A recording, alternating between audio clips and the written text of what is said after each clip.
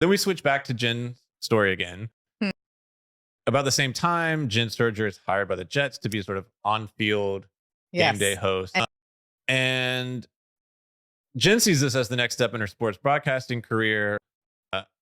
And Jamil Hill talks about sort of what women in sports media have to go through. It doesn't say a lot, but just in general. And then we get where Jenn starts getting anonymous MySpace messages and then text messages asking to meet her. Not sure who it's from. And then she gets a voicemail that's from Brett Favre. Gives her phone number to him without her consent. And then Favre texts, and she never meets Favre.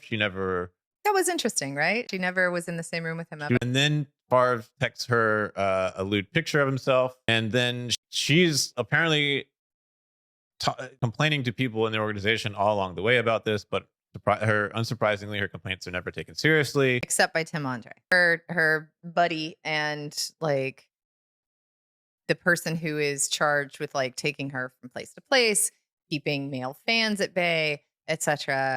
He seems concerned with it, but he feels helpless. Right. And then at the end of the year, her contract is not renewed. So she's left, and she sort of says she went into hiding. Sends these inappropriate texts from Brett Favre.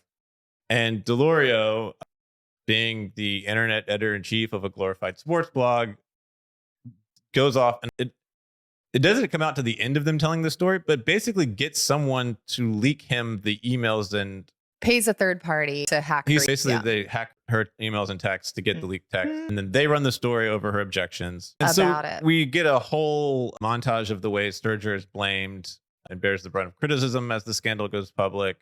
The NFL does basically nothing. Jenn's television show was canceled and her broadcasting career is basically over. She's now a comedian. Jamil Hill sums it up well. She says her career was over when it should have been the other way around.